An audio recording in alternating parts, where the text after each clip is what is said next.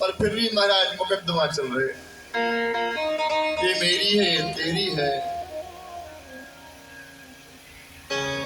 तो बाली कहता है मैं बैरी सुग्रीव प्यारा, अवगुण कवन नाथ मोह मारा।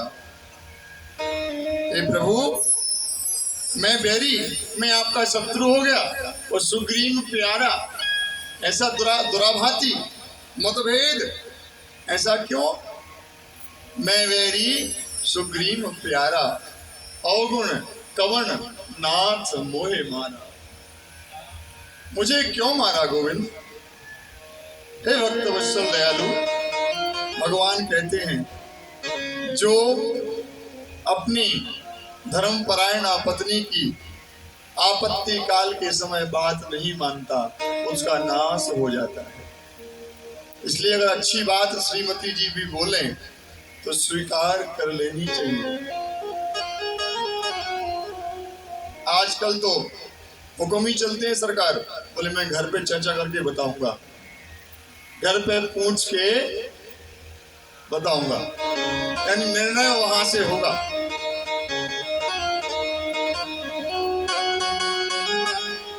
तारा ने समझाया आज सुग्रीव जिससे मिल गया है ना वो कोई सामान्य पुरुष नहीं है, साक्षात मर्यादा पुरुषोत्तम श्री राम है। इस कलयुग के, इस त्रेता युग के कष्टों का निवारण करने आए हैं, भक्तों को अभय देने आए हैं, दुष्टों का विनाश करने आए हैं। इसलिए हे तात आप लड़ने मत जाओ। बाली नहीं माना और उसका उद्धार किया भगवान ने। तो बाली कहता है ये बताओ ये नियम किसने बनाए? भगवान बोले हमने। तो नियम किस पर लागू है? बोले मनुष्यों पर। बोले मैं कौन हूँ? बोले बंदर। तो नियम से बाहर हुआ कि नहीं? और फिर आपने मार दिया हमें।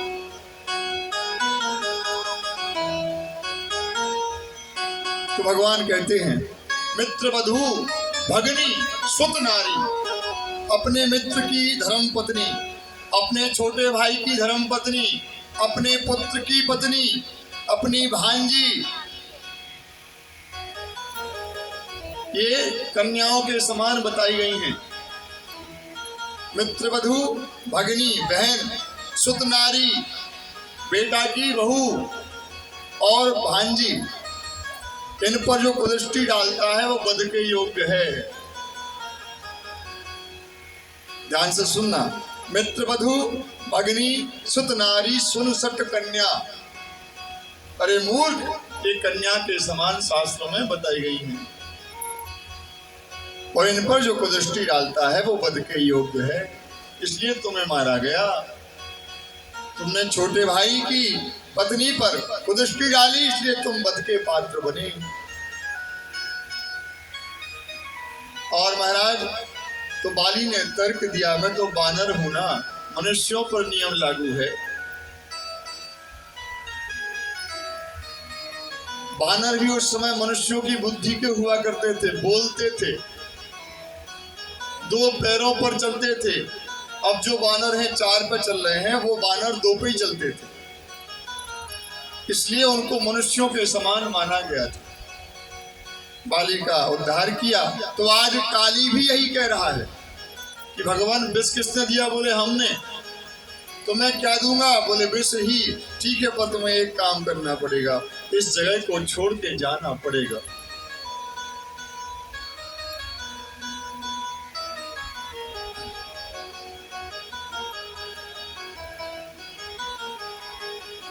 कहाँ जाऊं गोविंद? बोले जहां से आए थे। कहां से आया था कालियानाग? तो रमणक द्वीप से। सप्तऋषि मंडल के पास में रमणक द्वीप नाम का एक बहुत ही बढ़िया महाराज स्थान है।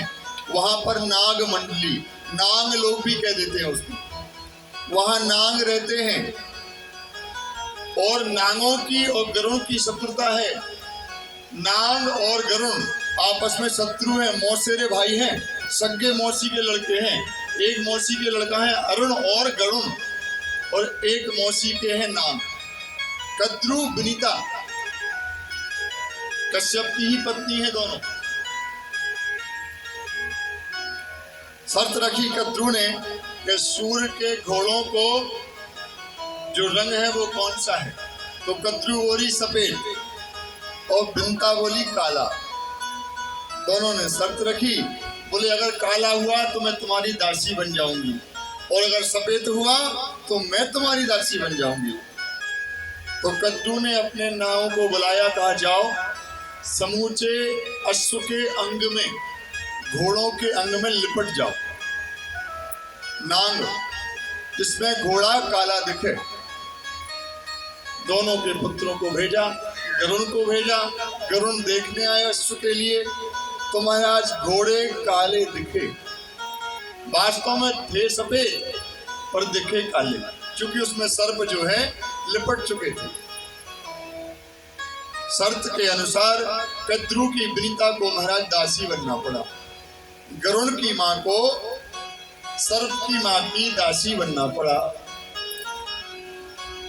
गरुण ने अपनी मौसी से अपनी मां को दासी के मुक्ति के लिए पूछा कि मेरी मां को दासत्व से मुक्त कैसे करोगी, क्या लोगी बदले में। कद्रू स्वार्थी है, बोली अगर अमृत मिल जाए, मेरे पुत्रों को पिला दिया जाए, तो तुम्हारी मां को दासत्व से मुक्त कर दूंगी। क्या मिल जाए? अमृत, यानी नांगों को पिला दिया जाए तो नांग अमर हो जाएंगे। गरुण को प्रतीक्षा थी। समुद्र मंथन हुआ। ये घटना बहुतों को वर्णन में पता नहीं है। महाराज धन्वंतरी के हाथ से पहले गरुण ने कलश उठाया और गरुण जी कलश लेके भागे। बहुत भारी कलश था, पक्षी है, उड़ने में महाराज भार लगा।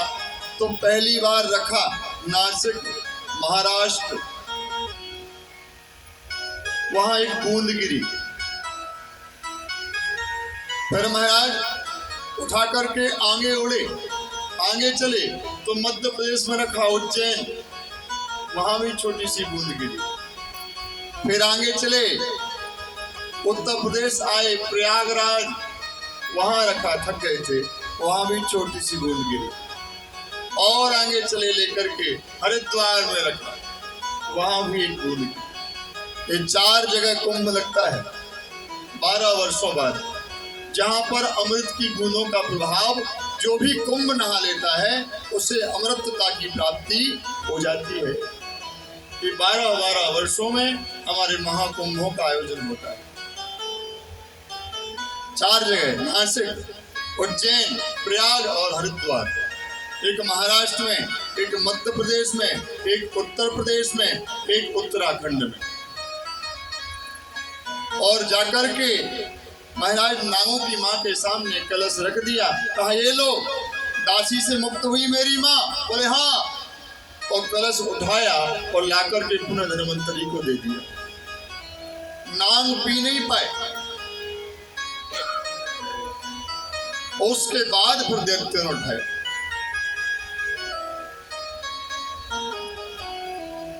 तो तब से लेके अब तक गरुण और नाग शत्रु हैं एक दूसरे के। अब जहां भी नाग दिखते हैं, गरुण नाग को खा लेता है, सर्पों को खा लेता है। तो रमणक द्वीप पर गरुण आक्रमण करते हैं जब मन होता है।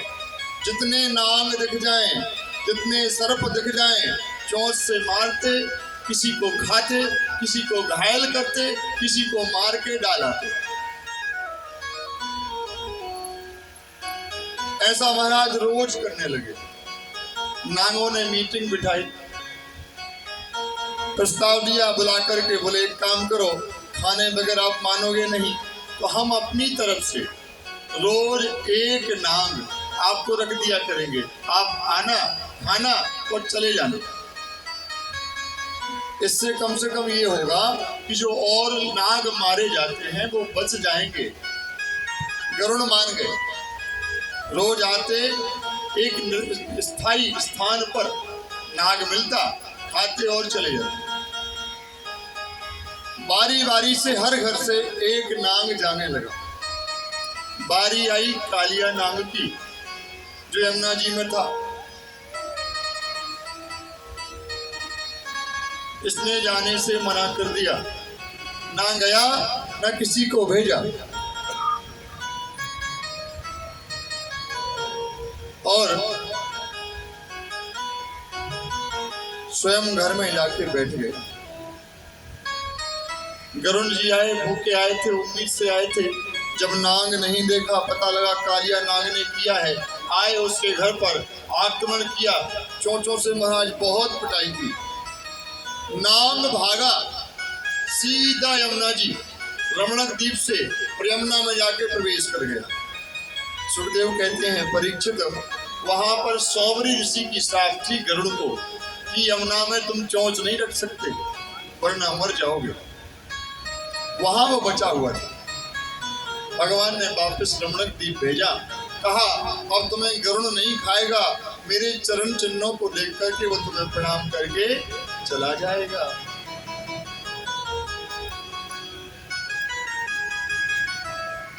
और वापस कालिया नाग रमणक द्वीप आ गए, अपने स्वस्थान पर आ गए। ऐसे ही महाराज कुछ लोग जिन्हें संपत्ति मिल जाए, जिन्हें महाराज कुछ वैभव मिल जाए तो फूले नहीं समझते। एक व्यक्ति में महाराज बहस चली दूसरे व्यक्ति से, बोले भैया पृथ्वी तो गोल है, तो बोले नहीं चपटी है। अपने अपने मत को दोनों महाराज बलवान कर रहे हैं, एक बोलता है गोल है, एक बोलता है चपटी है।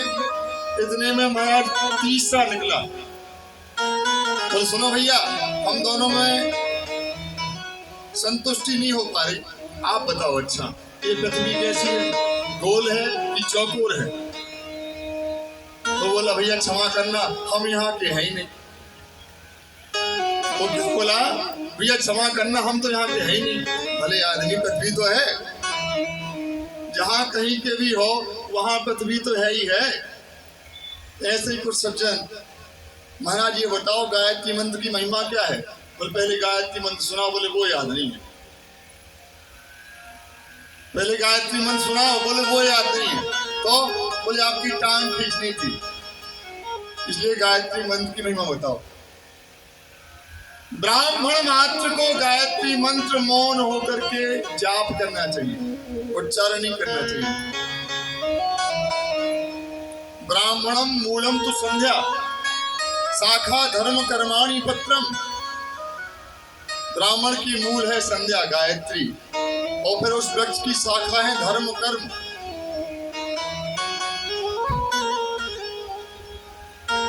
इसलिए बार बार विप्रो संत कहते हैं, तूने इतना दिया बनवारी कि ओ राधा प्यारी, कि मैं तो माला